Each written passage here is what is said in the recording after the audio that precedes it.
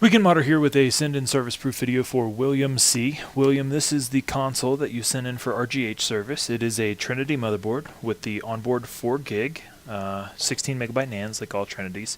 And this is actually your hard drive, and I'm going to leave it setting external to the console here for a few moments because I actually think something funky is going on with your hard drive that is significantly affecting boot times.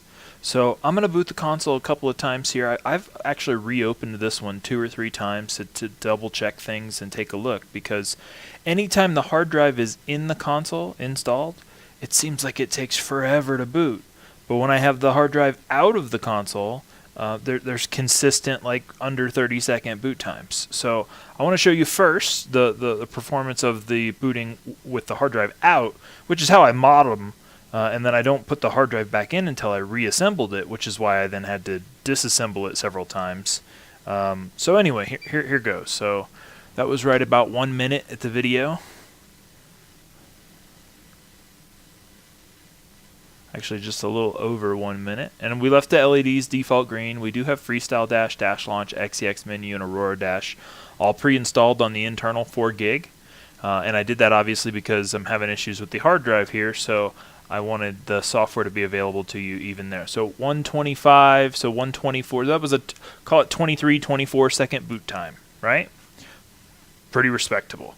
And we'll see with the HDMI here that that's going to pull up Freestyle Dashboard automatically after a bit of a pause. It does feel a little slow right there because it's reading from that internal memory, and that memory's performance is not the best. So there it is, fully booted into Freestyle. So go ahead and turn this thing off. I think you've got like the auto download setting or something on here, because it generally does flash once, like pulse, like it's kind of going to sleep, but the actually the fan's totally off this time. Alright, so let's do second boot. Hitting it right now at 210.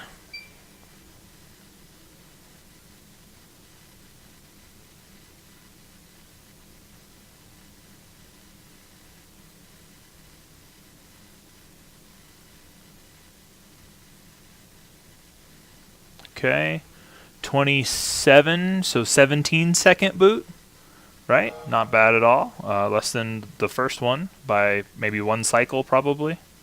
And the console will go ahead and start up into Freestyle here. Once I see the logo, I'll go ahead and hit the power button and kill it. So there's the Freestyle logo. Go ahead and power that off. Let it turn off. Alright, so let's go for a third, just for, you know, good things come in threes, right? So here we are, right at 3 minutes in the video.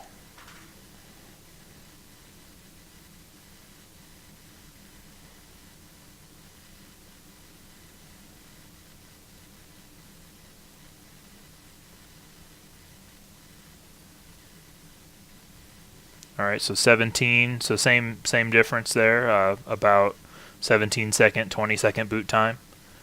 Pretty darn reasonable. And it'll start up into Freestyle. Now, here is continuous camera shot. I just powered it off again. Only thing I'm going to do is go ahead and insert your hard drive, right, into that slot. Oh, crap. I hit the eject button. Oh, it didn't turn on. Okay, good. Alright, so the only difference is I've installed your hard drive now. And that was about 3:45 mark.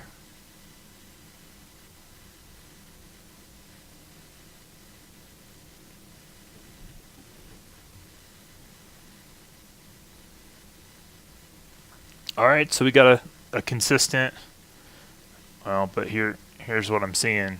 You guys see that? Something's up with this hard drive. This is the second time it's done this. Alright, so let me turn it back off.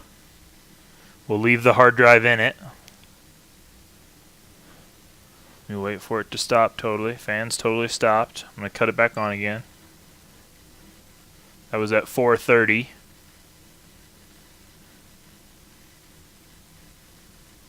Okay, so 4:37. That's like our first glitch insta-boot. But see what's going on with the display here? This is kind of different than how it was behaving before. Alright, so let me turn it back off.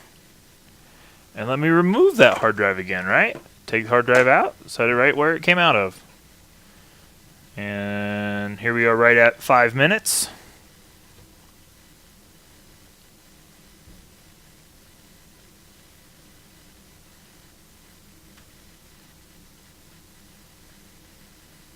Okay, 5:15.